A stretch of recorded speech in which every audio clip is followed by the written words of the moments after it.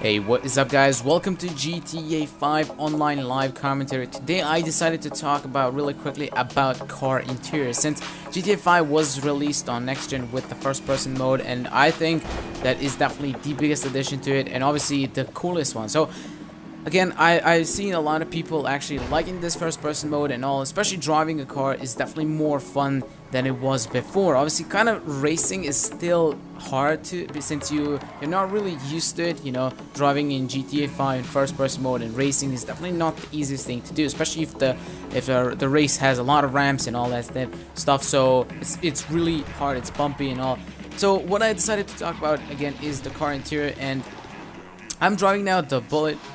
And again, this interior, as you can see, is you can find this interior by a couple of other cars, which is not horrible. I mean, again, GTA 5 Rockstar actually did a great job with interiors and all, but the thing is, like supercars, like Bullet, Zentorno, Bugatti, well, actually Adder, not Bugatti, should definitely have their own unique interior. Where Zentorno has an interior that another car by the name of Elegy has as well, except the yellow circles, the speedometer and all are not yellow, that they're red. So again, I wish that they had their own interior. Where I know Zentorno is based on Lamborghini Sesto Elemento and Veneno, and that interior doesn't have anything to do with real life's interior.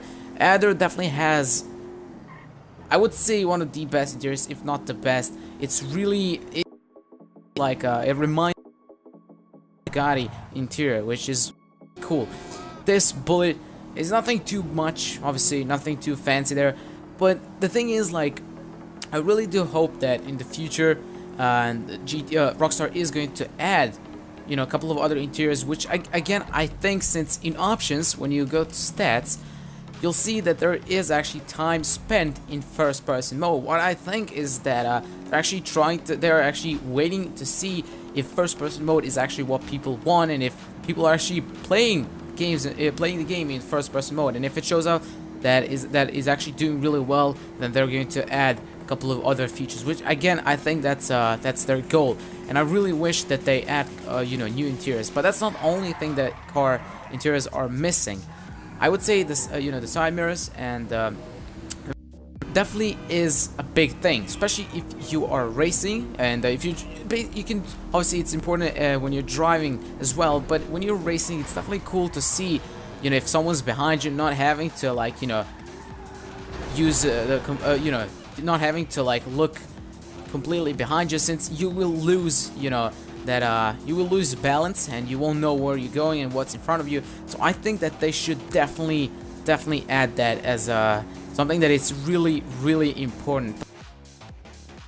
I think that they're waiting in if this first person mode is actually what we want, and if people are actually spending more time in first person mode than in third person mode. But obviously for a lot of us it's going to be hard to get used to it, since again we are used to playing GTA 5 in a third person mode since the first GTA, obviously. So again, I'm not sure if that's going to be a thing. I do wish that it is going to be. So yeah, what do you guys think about first person mode? Please let me know in the comments. Do you think is this even important to you, or do you actually play GTA 5 in third person? So what do you think about first person mode in general? Is it good? Is it bad? What do you think? Is there anything else that they should add or should remove, or, you know, oh yeah, by the way, one more thing is when it comes to cars and vehicles just in general, there isn't really a lot of freedom when it comes to moving your camera, which is, in a car you can look a little bit up, you can look a little bit down, just a tiny little bit. I don't know why that car has a small crack. Oh yeah, that's the door, never mind. But and you can look obviously left and right, and you can see a little bit behind you, which again is cool. But looking up and down is not really a thing in this game, which again I wish that they, you know, add a little bit more freedom to the camera,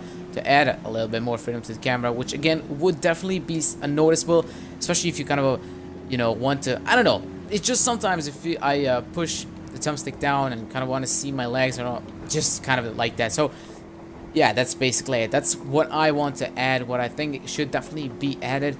And again, if you have an idea what you think is good to be, should be actually added, please let me know down below in the comments.